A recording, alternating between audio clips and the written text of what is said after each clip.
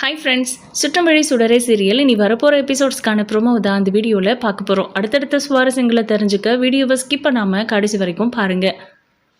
அபிதான் கொலை பண்ணியிருப்பாங்க அப்படின்னு வெற்றி முழுசாக நம்பினதுனால தான் சுடரும் அபியும் இப்போ வரைக்கும் எந்த தப்பும் பண்ணாமல் எந்த பாவமும் பண்ணாமல் இவ்வளோ பெரிய தண்டனையை அனுபவிச்சுக்கிட்டு இருக்காங்க. இது சூழ்ச்சி வலையில் நம்ம வெற்றியை கர்ணா சிக்க வச்சதுனால நடந்த விஷயம். ஆனால் வெற்றி மட்டும் உண்மையை கண்டுபிடிச்சிட்டாரு அப்படின்னா கர்ணாவை வெற்றியே ஏதாவது பண்ணிடுவார். அந்த அளவுக்கு சுடரை நேசிக்கிறாரு. அபியுமே அவரோட வாழ்க்கையில் கிடைச்ச பொக்கிஷமாக பார்த்தாரு நம்ம வெற்றி. ஆனால் கர்ணா நிறைய விஷயங்களில் அபியை வெற்றியையும் பிரிக்கணும்னு நினைச்சாங்க.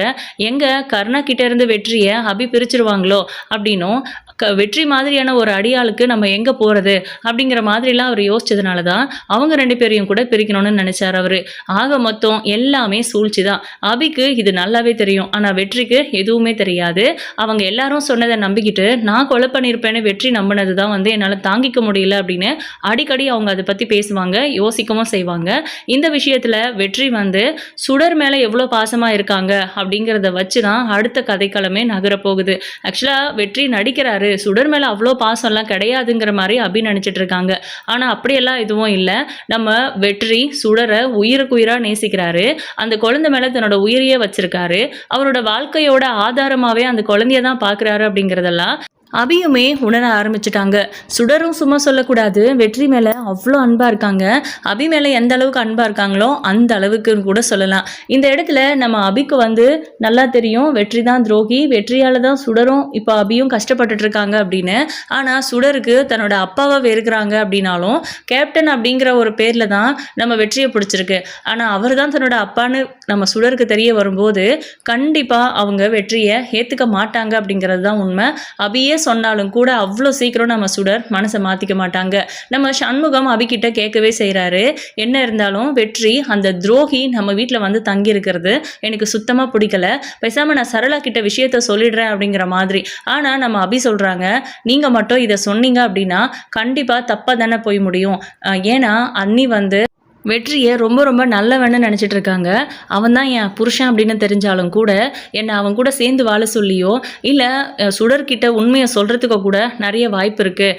கண்டிப்பாக இதுதான் நடக்கும். நம்ம இதை கண்டும் காணாமல் விடுறது சரி. இப்போ இந்த லீவு முடிஞ்சதுக்கப்புறம் வெற்றி இங்கேருந்து கிளம்பி போயிடுவான். எப்பயாச்சும் சுடரை பார்த்து பேசுறதுக்கு அவன் முயற்சி பண்ணுவான். இந்த பரோல் முடிஞ்சதுக்கப்புறம் கோர்ட்டில் என்னால் நிரூபிக்க முடிஞ்சது அப்படின்னா சுடரை கூப்பிட்டுட்டு யாரும் இல்லாத இடத்துக்கு கண்காணாத இடத்துக்கு நான் போயிடுறேன், அது வரைக்கும் மட்டும் கொஞ்சம் பொறுத்துக்கோங்கண்ணா அப்படின்னு சொல்கிறாங்க. என்ன அபி, என்னை விட்டுட்டு எங்கே போகிறேன்னு சொல்கிற? எனக்கு யாருடா இருக்காங்க உங்கள் ரெண்டு பேரை விட்டா அப்படின்றாங்க. உங்களுக்கும் 2 குழந்தைங்க, குடும்பம் இருக்குது, அதை பற்றி யோசிக்க மாட்டீங்களாண்ணா அப்படின்னு கேட்குறாங்க அபி. அவங்களும் தான் குடும்பம், நீங்களும் என்னோட உயிர் தானே, உங்களை எப்படி என்னால் விட முடியும்? அவங்க ஒரு கண்ணுன்னா நீங்கள் 2 பேரும் எனக்கு ஒரு கண்ணு தானே அப்படின்லாம் சொல்லிட்டு இருக்காங்க. அப்புறம் நான் இன்னொரு விஷயம் சொல்கிறேன்னா, கண்டிப்பாக நான் எந்த தப்பும் பண்ணலை அப்படிங்கிறத நிரூபிக்க தான் போகிறேன். இப்போ பரோல் முடிஞ்சு நான் போகிறதுக்குள்ளே பண்ணலனாலும் என்னைக்காவது ஒரு நாள் எல்லா உண்மைகளும் வெளியே வரதான் போகுது. ஆனா அந்த உண்மையெல்லாம் தெரிஞ்சதுக்கு அப்புறம் வெற்றி கர்ணாவை சும்மா விட்டுற மாட்டான். கண்டிப்பா கர்ணாவுக்கு வெற்றி கையால தான் சாவுன்னு கூட சொல்லுவேனா. அந்த அளவுக்கு அந்த விஷயத்துல நம்ம வெற்றி கர்ணாவை நம்பிட்டான் அப்படிங்கிற மாதிரி சொல்லிட்டு இருக்காங்க. அதை பத்தி பேசி என்னமா ஆக போகுது அப்படின்னு. இல்லைண்ணா, அதுக்கப்புறம் என்ன எப்படியாவது மன்னிக்க வச்சு அவர் கூட சேர்ந்து வாழணும் அப்படின்னு என்னை ஃபோர்ஸ் பண்றதுக்கும் நிறைய வாய்ப்பு இருக்கு. எப்படினாலும் போய் முடியும். ஆனா சுடரு கண்டிப்பா எப்படி அவங்க அப்பாவா அவனை ஏற்றுக்க முடியும்? இது எல்லாமே பெரிய பிரச்சனையில தான் கொண்டு போய் முடியும். அதனால தான் சொல்கிறேன்னா, அந்த மாதிரி ஒரு விஷயம் நடக்கவே கூடாது. நான் யார் கூடவும் இருக்கக்கூடாது. எனக்காக நீங்கள் என் கூட வந்துருங்கன்னு சொல்ல முடியாது. இல்லைனா அன்னைக்கு காலகட்டத்தில் என்ன நமக்கு தோணுதோ, எது சரியாக வருமோ அந்த சூழ்நிலைக்கு தகுந்த மாதிரி நம்ம முடிவு பண்ணிக்கலாம். ஆனால் இப்போதைக்கு இந்த விஷயத்தை அன்னிக்கிட்ட மட்டும் சொல்லாமல் இருங்கண்ணா அப்படிங்கிற மாதிரி அபி சொல்லிடுறாங்க. இன்னொரு பக்கம் பார்த்தீங்கன்னா, நம்ம சரளா வெற்றியை பார்த்து கவனிக்கிறாங்க. ஆனால் அவர் திண்ணையில் தூங்குறது அவங்களுக்கு பிடிக்கல. நல்ல மழை வருது. மழை வந்ததுனால வெளியே ரொம்ப குளிர் எடுக்குது.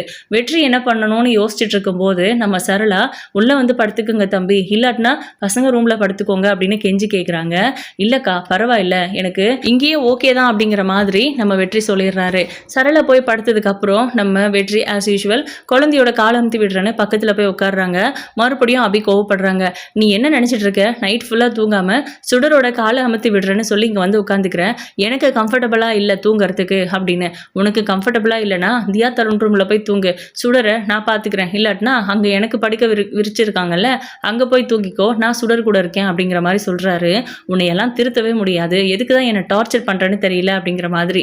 அபி, நான் உங்ககிட்ட ஒரு பர்சனலாக விஷயம் கேட்கணும், பேசணும்னு நினைக்கிறேன், நீ கொஞ்சம் பொறுமையாக எனக்கு பதில் சொல்ல முடியுமா அப்படின்னு கேட்குறாங்க. இதையே எத்தனை முறை தான் கேட்ப அப்படின்னு மறுபடியும் கோவப்படுறாங்க. இல்லை, நான் கேட்கும் போதெல்லாம் நீ ஒழுங்காக பதில் சொல்ல மாட்டேங்கிற, இது பார்வதி அக்கா கொலை சம்மந்தப்பட்ட விஷயம் அப்படின்ட்டு. அபிக்கு பயங்கர கோவம் வந்துடுது, குப்புன்னு வேர்த்துருது அவங்களுக்கு. இல்லை, நான் சீரியஸாகவே உன்னை சந்தேகப்பட்டோ இல்லை மறுபடியும் அதை கிளறணுன்னோ நான் கேட்கல, எனக்கு சின்னதாக ஒரு சந்தேகம் வந்திருக்கு, அந்த விஷயத்த உன்கிட்ட கேட்டால் மட்டும்தான் கன்ஃபார்ம் பண்ண முடியும், அதனால தான் ப்ளீஸ் இங்கே வேண்டாம், வெளியே வாங்க பேசலான்னு. வெளியே மழை பெஞ்சிட்ருக்கு அப்படின்றாங்க. பரவாயில்ல, மழை வெளியே பெய்யுது, அங்கே என்ட்ரன்ஸில் தான் இடம் இருக்குல்ல, அங்கே உட்காந்து பேசலாம், ப்ளீஸ் என் கூட வாங்க அப்படின்னு கேட்குறாங்க. சரி ஓகே அப்படின்னு சொல்லிட்டு அப்போது வேகமாக வெளியே எந்திரிச்சு போகிறாரு வெற்றி. அப்போது அங்கே ஒரு தூண் மாதிரி இருக்குது, அதுக்கு தலையை முட்டிக்கிறாரு. தலை வலினா வலி, அவரால் தாங்கவே முடியல. கொஞ்ச நேரம் அபி நின்று பார்க்குறாங்க. அவர் அந்த புடைச்சி போச்சு அந்த இடமே. அதுக்கப்புறம் தேய்ச்சி விடலாமான்னு யோசிச்சுட்டு, வேண்டாம் நமக்கு எதுக்கு, என்ன வேணா பண்ணட்டும், நம்ம படுற கஷ்டத்தை எல்லாம் இவன் என்ன பார்த்துட்டாருன்னா அப்படிங்கிற மாதிரி உள்ளுக்குள்ளே யோசிக்கிறாங்க. அதுக்கப்புறம் நான் வெளியே இருக்கேன் வா அப்படின்னு சொல்லிட்டு அவர் போகிறாரு. இப்போ அபிக்கு ஒரு மாதிரி என்ன இருந்தாலும் பாவமாக இருக்குது. உள்ளே போயிட்டு ஒரு டீ வைக்கிறாங்க. வழக்கமாக அபியோட சிக்னேச்சர் டீன்னு சொல்லலாம். அவங்க அந்த டீயை வச்சு எடுத்துகிட்டு போய் அவர்கிட்ட கொடுக்குறாங்க. எனக்கு வேண்டாம் பரவாயில்ல இருக்கட்டும் அப்படின்னு.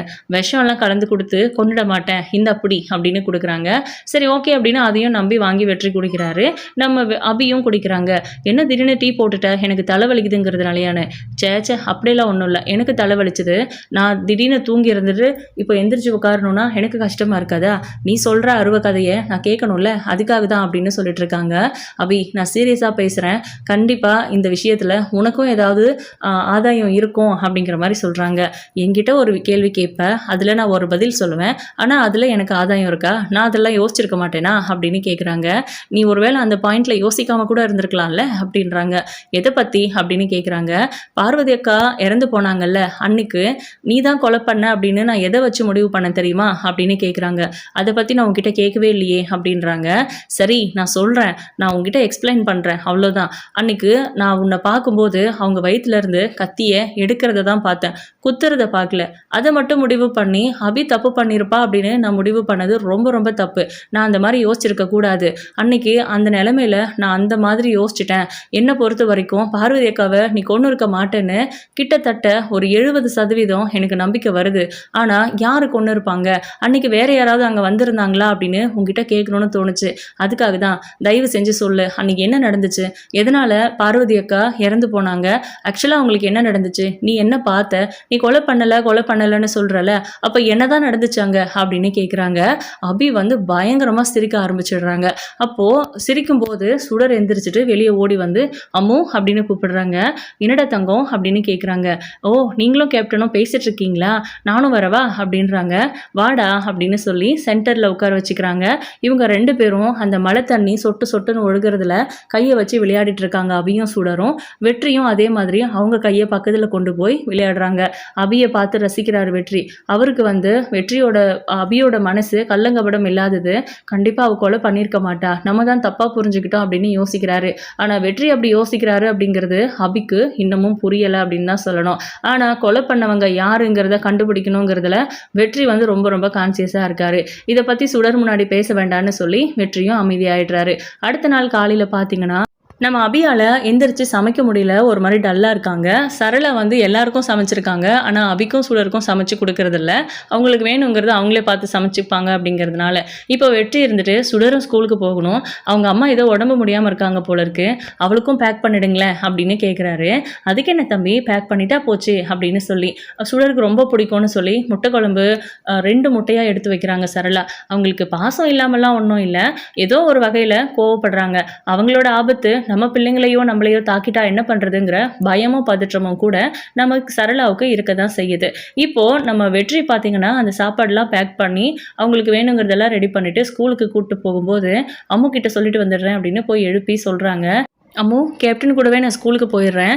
அங்கே கஞ்சி வச்சுருக்கேன், அத்தை செஞ்சு கொடுத்தாங்க. நீங்கள் அதை சாப்பிட்டுட்டு மாத்திரை போட்டுக்கோங்க. உங்களுக்கு ஏதாவது எமர்ஜென்சி அப்படின்னா கேப்டன் வீட்டில் தான் இருப்பார் இன்றைக்கி ஃபுல்லாக. அவர்கிட்ட நீங்கள் ஹெல்ப் கேளுங்க அப்படிங்கிற மாதிரி சொல்கிறாங்க. சரி அப்படின்னு தலையாட்டிடுறாங்க.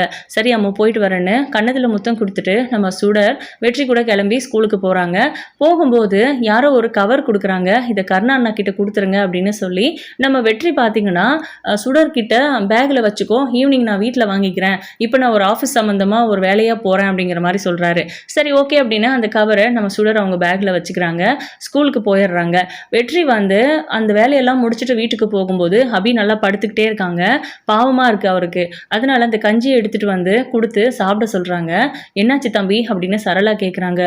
இவங்க மாத்திரை போடணும்ல, சாப்பிட்டுட்டு மாத்திரை போட சொல்லலான்னு தான் அப்படின்றாங்க. அதெல்லாம் எதுக்கு நீங்கள் பண்ணிகிட்ருக்கீங்க, அவளே பார்த்துப்பா அப்படின்னு சொல்கிறாங்க. இல்லை, சுடர் ஸ்ட்ரிக்டாக என்கிட்ட சொல்லிட்டு போயிருக்கா, அம்மும் சாப்பிட மாட்டாங்க, மாத்திரை போட மாட்டாங்க, அவங்கக்கிட்ட நீங்கள் தான் கேப்டன் சாப்பிட சொல்லணும், மாத்திரை போட வைக்கணும் அப்படின்னு, அதனால தான் அப்படின்னு சொல்கிறாரு. மற்றபடி எனக்கும் இவங்களுக்கும் என்ன சம்மந்தம் இருக்குது அப்படிங்கிற மாதிரி வெற்றி சொல்கிறாரு. சரளா முன்னாடி சும்மா பிகு பண்ணிக்க வேண்டாம் அப்படிங்கிறதுனாலையும் நம்ம வெற்றி இன்னொரு விஷயமும் சொல்கிறாங்க. இங்கே பாருங்கள், நீங்கள் சாப்பிட்டு மாத்திரை போட்டிங்கன்னா தான் நான் சுடர்கிட்ட சொல்லுவேன், அப்போ தான் அவள் லஞ்சே சாப்பிடுவாளாமா அப்படின்றாங்க. ஏன், அதான் மகேஷ் அவங்கெல்லாம் வீட்டுக்கு வந்திருப்பாங்கல்ல, ஏன் இன்னும் நீங்கள் வீட்டுக்கு போகாமல் இருக்கீங்க அப்படின்னு அபி சரளா முன்னாடியே கேட்குறாங்க. இல்லை, அவங்க இன்னும் வரலை, நாளைக்கு தான் வருவாங்க அப்படின்னு சொல்கிறாங்க. சரி ஓகே அப்படின்னு சொல்லிட்டு இப்போ பார்த்தீங்கன்னா வெற்றி வந்து ஃபோர்ஸ் பண்ணதுனால அபியும் கஞ்சி சாப்பிட்டுட்டு அந்த டேப்லெட்லாம் போட்டுடுறாங்க. சரி ஓகே அப்படின்னு நம்ம வெற்றி ஸ்கூலுக்கு போகிறாரு. ஆஃப் டே தான் ஸ்கூல்னு சொல்லிட்டு ஆல்ரெடி அவங்க நடந்து வந்துக்கிட்டு இருக்காங்க. சரி ஓகேன்னு 3 பிள்ளைங்களையும் வீட்டுக்கு கூட்டிகிட்டு வந்து விட்டுடுறாங்க. என்ன இப்போல்லாம் ஆஃப் டே தான் ஸ்கூல் வைக்கிறாங்க, உங்களுக்கு என்னாச்சு அப்படின்னு கேட்கும்போது, இல்லாமோ எக்ஸாம் வருதில்ல, அதனால தான் ஆஃப் டே வந்து ஸ்டடி லீவு அப்படின்ற மாதிரி சொல்கிறாங்க. சரி ஓகே அப்படின்னு அவங்களும் அதை அக்செப்ட் பண்ணிக்கிறாங்க.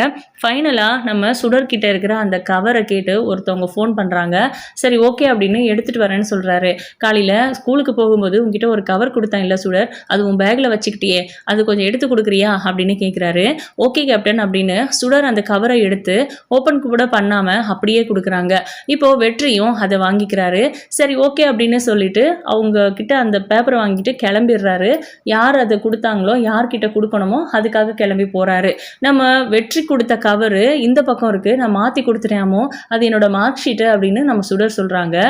அப்படியா, சரி வீடு பார்த்துட்டு மறுபடியும் வந்து எடுத்துகிட்டு போகட்டும் அப்படிங்கிற மாதிரி சொல்கிறாங்க. சரின்னு சொல்லிட்டு அவங்கவுங்க வேலையை அவங்க பார்த்துட்ருக்காங்க.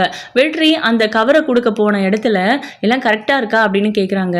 முதல்ல இதுக்குள்ளே என்ன இருக்குன்னே தெரியாது, உங்ககிட்ட கொடுக்க சொன்னாங்க, நீங்கள் ஃபோன் பண்ணிங்க, நான் எடுத்துகிட்டு வந்துட்டேன்னு, இதில் கேஷ் தான் இருக்குது தம்பி அப்படின்றாங்க. அப்படியா, ஆனால் இது கேஷ் இருக்கிற மாதிரி தெரியல, வெறும் ஏதோ பேப்பர் மாதிரி தெரியுது அப்படின்னு சொல்கிறாங்க.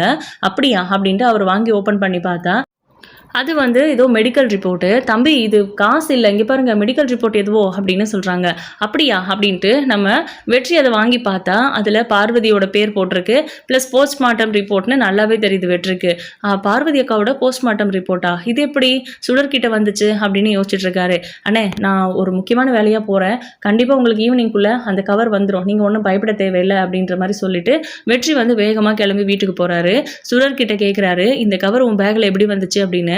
தெரியல கேப்டன், ரொம்ப நாளாவே அந்த கவர் என் பேக்கில் தான் இருக்குது, அது மட்டும் இல்லை நீங்கள் கவரை மாற்றி எடுத்துகிட்டு போயிட்டீங்க அப்படிங்கிற மாதிரி சொல்கிறாங்க, அதுக்காக தான் வந்தேன், அவங்க என்கிட்ட சத்தம் போட்டாங்க அப்படிங்கிற மாதிரி.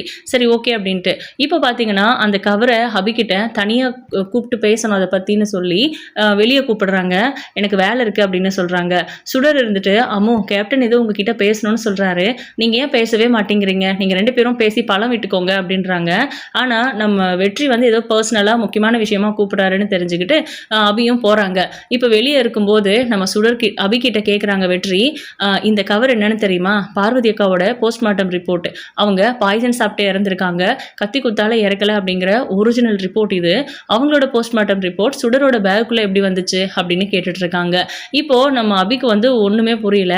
என்ன வெற்றி, என்னை காப்பாற்றுறதுக்காக நீயே இப்படி ஒரு ரிப்போர்ட் ரெடி பண்ணி எடுத்துகிட்டு வந்து வச்சிருக்கியா, எப்படியும் என்னை காப்பாற்றினீன்னா நான் உன்னை சுடர் கூட விட்டுடுவேன், உன் கூட சேர்ந்து வாழ்ந்துருவேன் அப்படின்ற நினைப்பா உனக்கு, ஏதோ ஒரு வகையில் நான் கொலை பண்ணலைன்னு உனக்கு புரிஞ்சிருக்கு, அதனால தானே இதெல்லாம் பண்ணிகிட்ருக்குற அப்படின்னு கேட்குறாங்க. ஐயோ அப்படியெல்லாம் எதுவும் இல்லை, நைட்டு தான் நம்ம பேசணும், அதுக்குள்ளே எப்படி என்னால் இந்த விஷயத்த பண்ண முடியும், கண்டிப்பாக இது உண்மையான ரிப்போர்ட் தான், இங்கே பாரு அப்படின்னு சொல்லி கொடுக்குறாங்க. அப்பயும் அதை பார்த்துட்டு பயங்கர ஷாக் ஆகுறாங்க. அதுக்கப்புறம் தான் வெற்றிக்கு ஒரு விஷயம் ஞாபகம் வருது.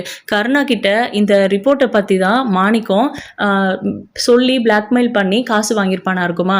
அதனால தான் கருணாவும் பயந்து போய் அந்த ரிப்போர்ட்டை எப்படியாவது வாங்கிக்கணும்னு சொல்லி அனுப்பியிருப்பானா காசு எல்லாத்தையும். அப்போ பெரிய பிரச்சனை இங்கே தான் இருக்குது. இது உண்மைதான் ரிப்போர்ட்டு. கருணாவுக்கும் பார்வதி அக்காவோட கொலைக்குமே ஏதோ சம்மந்தம் இருக்குது. எதுக்காக அபி மேலே அவன் பழிய போட்டிருக்கணும் அப்படிங்கிற மாதிரி நம்ம வெற்றி யோசிச்சுட்டு இருக்காங்க. பட் இது அபிகிட்ட டைரெக்டாக கேட்காம என்ன நடந்துச்சுன்னு கண்டுபிடிச்சிட்டு அதுக்கப்புறம் பார்த்துக்கலாம் அப்படிங்கிற மாதிரி. இது ஒரிஜினல் ரிப்போர்ட் தான் பார்த்தா தெரியுது. ஆனால் இது எப்படி சுடரோட பேக்குள்ளே வந்துச்சு அப்படிங்கிற மாதிரி அபி கேட்குறாங்க. தெரியல, இது எப்படி அவள் பேக்குள்ளே வந்துச்சுன்னு எனக்கு தெரியல. ஆனால் கண்டிப்பாக இந்த ரிப்போர்ட்டில் ஏதோ ஒரு மர்மம் இருக்குது, ஏதோ ஒரு உண்மை இருக்குது. அது மட்டும் என்னால் புரிஞ்சுக்க முடியுது. கூடிய சீக்கிரம் நீ எந்த தப்பும் பண்ணலை அப்படிங்கிறத நானே நிரூபிக்கிறேன் அப்படின்றாரு. அந்த அவசியமெல்லாம் அவனுக்கு தேவையில்லை அப்படின்றாங்க. எனக்கு தேவை இருக்குது. சுடர் அவளோட அம்மா கூட இருக்கணும்னு தான் அவள் ஆசைப்படுறா. அதுக்காகவாச்சு இதை நான் பண்ணணும். நீ பண்ணியிருக்க மாட்டேங்கிறது எனக்கு டவுட்டாக இருந்துச்சு. இப்போது நீ பண்ணலை அப்படிங்கிறது தெளிவாக தெரிஞ்சிருச்சு. நீ கத்தியாலேயே குத்தியிருந்தாலும் அதனால் அவங்க சாகலை அப்படிங்கிறது தான் உண்மை அப்படிங்கிற மாதிரி நம்ம வெற்றி சொல்கிறாரு. அபிக்கு ஒரே ஒரு ஷாக்கிங்கான விஷயம் என்னன்னா, இந்த ரிப்போர்ட் இத்தனை நாள் சுடரோட பேக்ல இருந்திருக்கு. நம்ம கண்ணில் ஏன் படலை, நம்ம ஏன் அதை ஓப்பன் பண்ணி பார்க்கல அப்படிங்கிற மாதிரி தோணுது. இன்னொன்று, இந்த ரிப்போர்ட் இருந்திருந்தா பிரபாகரன் கிட்ட சொல்லி கண்டிப்பாக நம்மளால நாம் கொலை பண்ணலை அப்படிங்கிறத ப்ரூவ் பண்ணுறதுக்கு ஒரு ஆதாரமாக இருந்திருக்குமே அப்படிங்கிற மாதிரி அபி யோசிச்சுட்டு இருக்காங்க. ஸோ ஃபைனலி வெற்றி கையில் கருணாவுக்கு எதிராக ஒரு ஆதாரம் கிடைச்சிருக்கு. அந்த ஆதாரத்தை வச்சு வெற்றி என்ன பண்ண போகிறாருன்னு வெயிட் பண்ணி பார்க்கலாம். உங்களோட கருத்துக்களை கமெண்ட் பாக்ஸில் மறக்காமல் சொல்லிடுங்க. இந்த வீடியோ உங்களுக்கு பிடிச்சிருந்தா லைக் பண்ணுங்கள்.